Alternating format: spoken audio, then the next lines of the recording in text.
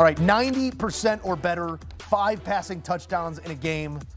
Lynn Dickey and Frank Ryan. Anytime you can be on a graphic with Lynn Dickey and Frank Ryan, you know you're doing something great. Look at Lynn's face mask. When the graphics department has to go find an old grainy photo, you're doing something right. Drake Maye.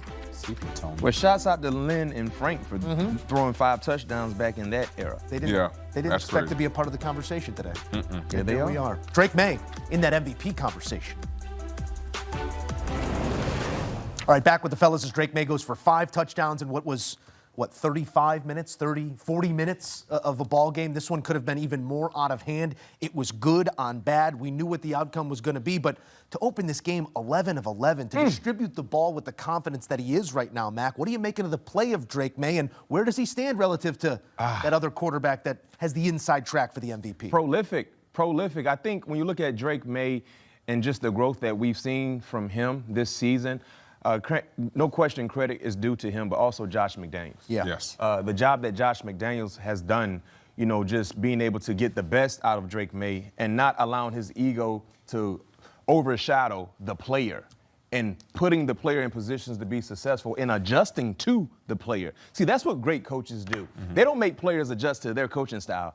They adjust to the players because different players do things differently. And with Drake Maye, I think the confidence that he's thrown the football with, and just the consistency and the accuracy. And the most important thing, Pat, you know this about young quarterbacks, can they consistently protect the football? Yeah. Drake Maye has shown the ability to not put the ball in harm's way. And because of that, he's excelled. And I think before today's matchup, JJ, you know this better than all of us because you're a voter. I think before today's matchup, I think Matthew Stafford had a lock on that MVP race. But now because of what Drake Maye did and how efficient he did it, I think Drake Maye is creeped back really, really close to Matthew Stafford when you talk about the MVP race. And that's a phenomenal feat for him in year 2 in the National Football League. Yeah, this was an outstanding game by Drake Maye. He did what he's supposed to do against the bad teams, against the New York Jets that don't have a turnover as a defense, which is probably interception. I'm sorry, yeah. Which they barely have a turnover, but they don't have turnovers. 4 turnovers, no interceptions. 2 is the fewest of all time. They're obviously on pace to break. They can't even accidentally intercept one. Every team has 6 or more in the NFL. And Drake Maye obviously let them guys know why they can't get any interception because he went out there and threw 5 easy touchdowns, having a 35-minute day for the most part. But he went out there and had an outstanding game, was almost flawless in the first half. Yeah. Only incompleted 2 passes today, 19 for 21, 256 yards, 5 touchdowns, just unbelievable. He needed this performance today to keep that race a little bit closer because now it's going to force Matthew Stafford to go out there and put up big numbers because the voters, I guarantee you, JJ, I know you're one of them, you watched this game today. This game was an eyebrow raiser for a lot of voters going into the last week of the NFL season. You know, I'm a voter who I do believe that we got to play the whole slate. And I wouldn't hold against, let's say, a Matthew Stafford or a Drake Maye if they had locked up the 1 seed and they sat in the final game of the season, okay?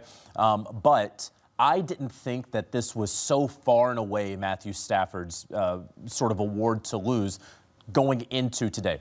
Did consider him the favorite. This game does mean something for Drake Maye. The things that I'm going to take into account at the end of the season, obviously you're going to look at total stats, right? And right now they're close, but Matthew Stafford, before he has added his 16th game when they face the Falcons, he has 40 touchdowns and just 5 interceptions. Yeah. So his touchdown-interception ratio is far better than Drake Maye. Of course, Drake Maye has a few more touchdowns on the ground than Matthew Stafford. You also really, truly do have to take into account because Drake Maye, he's putting up numbers today. He can put up numbers next week against the Miami Dolphins in that defense. You do have to consider opponent. And while Drake Maye did not draw up the schedule, Matthew Stafford is putting up very similar, if not better numbers against much better competition, right? Their strength of schedule is almost 200 percentage points better than what the New England Patriots are faced with. And that's just a fact, but that's just one fact in a cauldron of them as you all kind of stir this and figure it out. So another great performance from Drake Maye next week, no matter if it's against the Miami Dolphins. And if you get a game by Matthew Stafford, either against the Falcons or next week, where he looks like the Matthew Stafford from Carolina when they lost that one, and I think that this absolutely could be a very difficult decision, not only for myself, but for 49 other voters. I'm just curious on how we define the value in most valuable player. A year ago, it was Josh Allen over Lamar Jackson because of what Josh Allen meant to his team. Matthew Stafford, we knew the talent he was going to be surrounded by in the form of Puka Nacua, in the form of that run game, in the form of Devontae Adams. We were very much suspect of the group of players around Drake Maye. He has been the rising tide that has risen all ships. We'll see how that MVP is applied this season. A quick thought here, JJ, on the Jets side. 35-3 at half can only be defined as not competitive. I mean, it's diametrically opposed to everything you're trying to be. I know that they have stripped this team down for parts. I know you're not expected to win this game, but the way they're losing the games, does this put the head coach in question?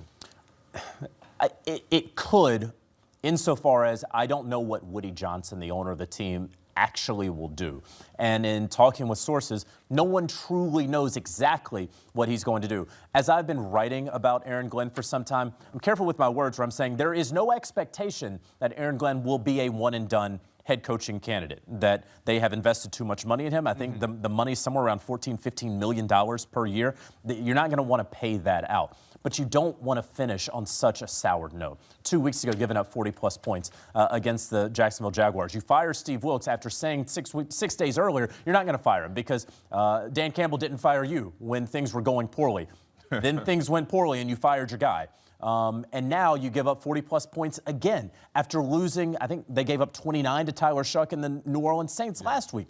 And that was without your defensive coordinator, who apparently was the problem, not the problem. Yes, you traded away Sauce Gardner and Quinnen Williams, but this was a bad defense before then. It's been a worse defense since then. And this defense, while failing to meet expectations last year, and part of the reason that Robert Saleh is no longer the Jets head coach, it was never this bad. Agreed. It was never this bad. I still think that Aaron Glenn will be the head coach of the Jets in 2026, and they're going to have a whole lot to figure out, not just the quarterback.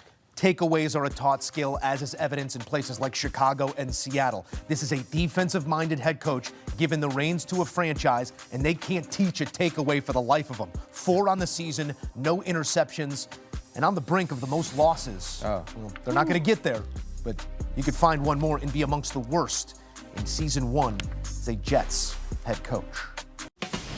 When you need your sports news all the time, we've got breaking news to bring to you. CBS Sports HQ gives you a snapshot of all the sports that matter to you. Big news coming out of the NFL. A lot of movement in the rankings this week. With highlights. What a finish at the final round of play. And in-depth analysis. Can they three-peat? Tony Romo joins the conversation. What can you say about this game? When you need your sports in a snap, We're bringing you that breaking news right here on HQ. Find it on CBS Sports HQ. Streaming free anywhere you are.